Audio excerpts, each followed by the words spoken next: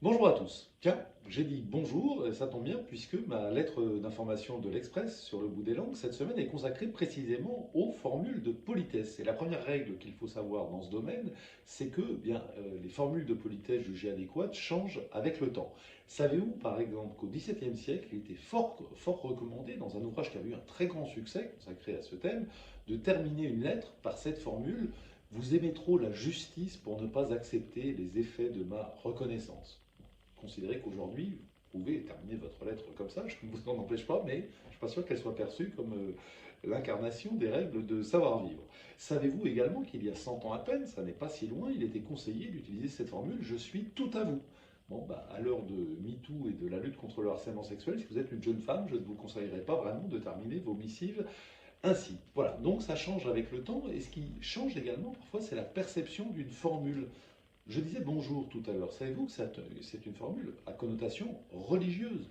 Faire son bonjour, à l'origine, ça veut dire pratiquer la Sainte Communion, aller à la messe et à l'Eucharistie. Bon, on a complètement oublié cette connotation.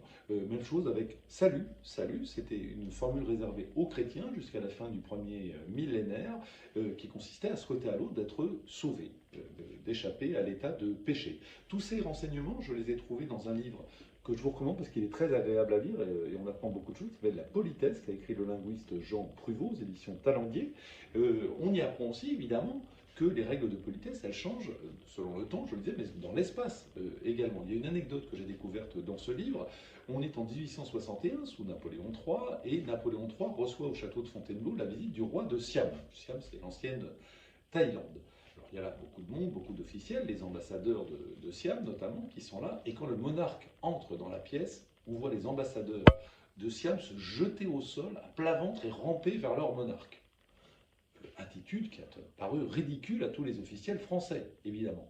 Pourquoi? Parce qu'on juge toujours les habitudes des autres à l'aune de nos propres habitudes, et on a tendance à considérer que nos habitudes sont les bonnes et que celles des autres sont ridicules. Sans doute, les ambassadeurs de Siam ont-ils trouvé les habitudes des Français tout à fait ridicules. Mais voilà, on a tendance à toujours juger les autres selon ses propres critères à soi. Alors, en revanche, quelle que soit l'époque et quel que soit le lieu, il y a une règle universelle qui consiste à comment fixe-t-on les bonnes habitudes de politesse, les bonnes règles de politesse et les mauvaises, pour les distinguer des mauvaises. Ben, c'est très simple, c'est la classe sociale qui est au pouvoir qui décide que ses habitudes à elle sont les bonnes et qui considère que les autres sont mauvaises. Alors en France, pendant longtemps, ça a été les règles fixées par le roi et sa cour. Le mot politesse et le mot courtoisie, courtoisie ça vient de cour, sont synonymes pour cette raison.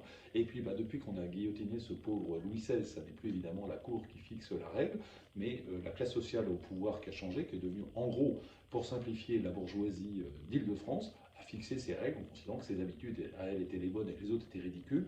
Je cite souvent l'exemple des accents régionaux, mais c'est un très bon exemple. La manière de parler français à la manière de la bourgeoisie parisienne est jugée la bonne, celle des autres est jugée ridicule. Imaginez que le pouvoir soit fixé à Marseille, tout d'un coup, c'est la bourgeoisie parisienne qui aurait un accent ridicule. Voilà, c'est toujours la règle en la matière. Plus de détails, comme d'habitude, sur la version écrite de cette lettre d'information. Elle est gratuite et j'ai besoin de gagner des lecteurs, donc je fais ma petite pub habituelle. Vous allez pouvoir la recevoir sur un moteur de recherche ou sur le site de l'Express. Vous tapez sur le bout des langues, vous entrez votre adresse et vous la recevez automatiquement et gratuitement chaque mardi. Vous pouvez aussi en faire la publicité autour de vous, diffusez-la à vos contacts et encouragez-les à s'y inscrire parce que j'ai besoin, comme toujours, de gagner des lecteurs. Je vous remercie et je vous dis à la semaine prochaine.